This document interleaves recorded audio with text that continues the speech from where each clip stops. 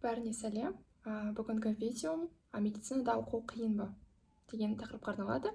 Мен өзімнің жеке тәжірибемен бөлісемін. Мен түскен жылы біздің бірінші семестр ол онлайн өтті. Екінші семестрден бастап офлайн өттік. Барлық профильді сабақтар екінші семестрде басталды.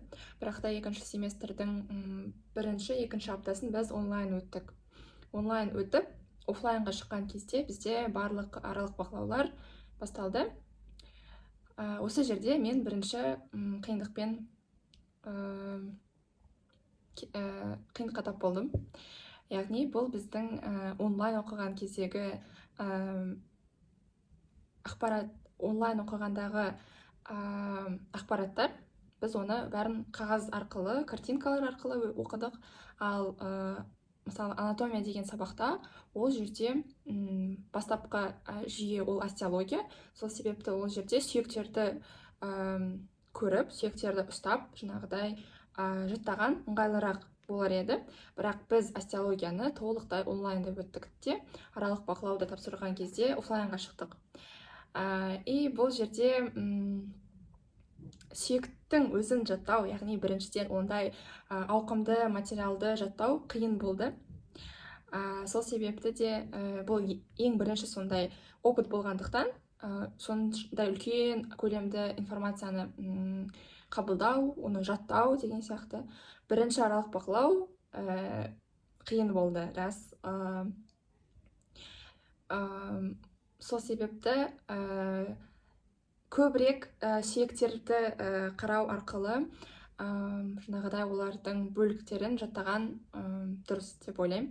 Және де ақпаратты күнделікті өткен тақырып бойынша барлық ақпаратты сол күні оқып, түсініп, сол күні жаттаған ыңғайлы болады. Осылай өздеріңіздің аралық бақылау алдындағы дайындықты жеңілдетуге болады. Және де түрлі оқулықтарды қолданып, негізінен анатомия сабағында бұл атластар, біз Аубакировтың атластарымен оқыдық. Сонымен қатар түрлі схемаларды қолдану, өздеріңіз схема сызуларыңызға болады, суретін салуға болады. Мен дайын схемалармен басында дайындалдым. Ол мен алған суреттер, картинкалар, олар Медунивер сайтынан болған. Бізге сол кезде презентациялар жіберілді, лекция түрінде. Дайындалуға көмек болу үшін сол схемаларды мен шығарып алып, осы схемалар бойынша дайындалатынмын, картинкалар бойынша дайындалатынмын. Бұл картинкалардың өте ыңғайлы болды маған, себебі бұл жерде әр сүйектің аты жазылады, және де әр бөлігінің аты жазылған, латын тілінде жазылады, және де аудармасы астында қазақша жазылған. Және де әр бөлігі номерленген болады. Және де осылайынан жаттаған өте ыңғайлы. Сіздер осыны өздеріңіз салып жаттасаңыздар да болады. Бұл да өздеріңізге көмек болады, және де өз қолыңызбен жазып сызғаннан кейін ол есте жақсырақ қалады. Кейін топографиялық анатомия өткен кезде мен өзім сызатын болдым, осындай сияқты схемаларды, суреттерді. Одан кейін YouTube каналдарды қарадым анатомия өткен кезде. Ең маған жақсы көмектескен каналдар болды. Олар біріншісі профессор Израновтың каналы.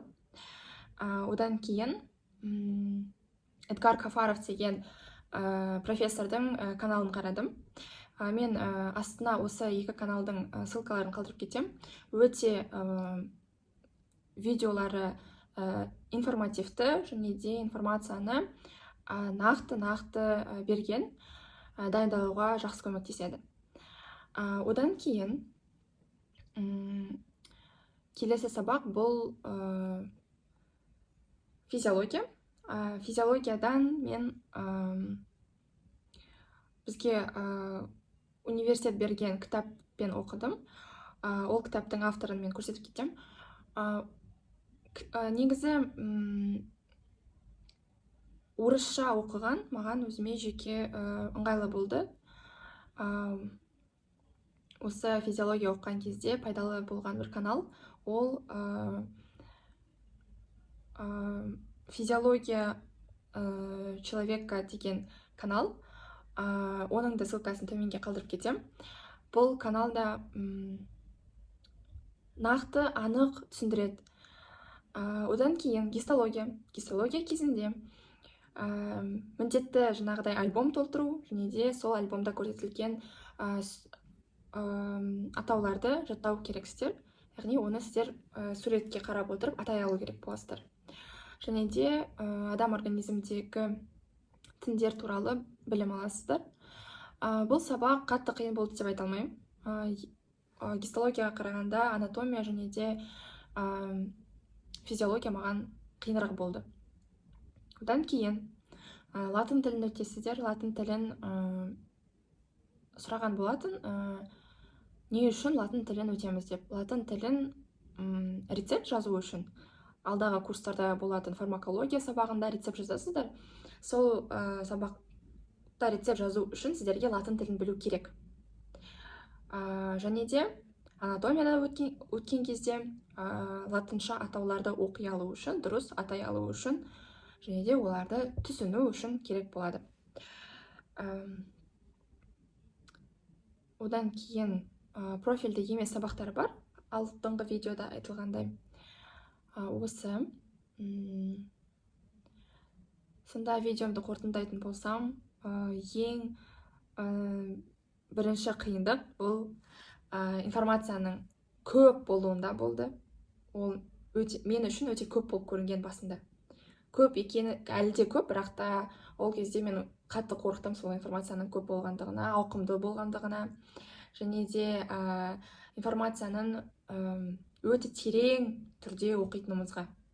Тақырыптарды терең түрде оқып, түрлі процестерді түсініп, оны айтып түсіндіре алуда біраз қиындықтар туындатқан болатын басында. Одан кейін уақыт көп кетеді сабақ оқуға. Бірінші курста жеке өзім тек сабақ оқыдым. Басқа артық ештеңеге уақытым жетпеді. Оған көп көңіл бөлгім де келмеді. Өйткені бірінші курстың маңыздылығын мен түсіндім. Себебі осы бірінші курстағы база, ол алдағы сабақта, алдағы курстарда пайдалы болатын.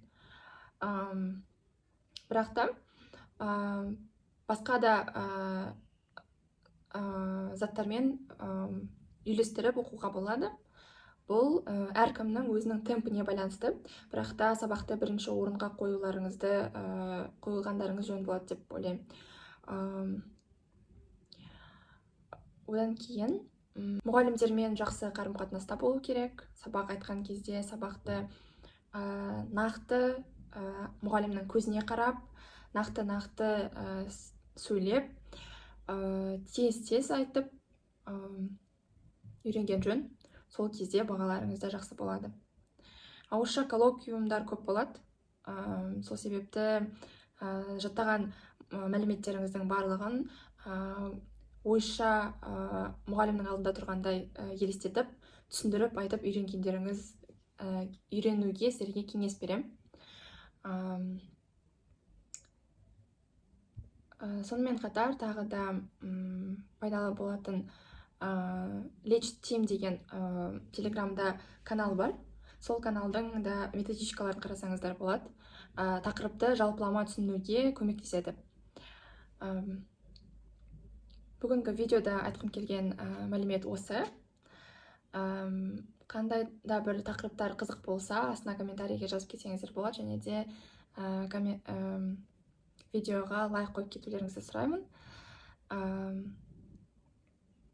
Осымен мен бүгінгі видеомды аяқтаймын. Соңына дейін көргендеріңізге алғыс білдірем. Бәріне пока.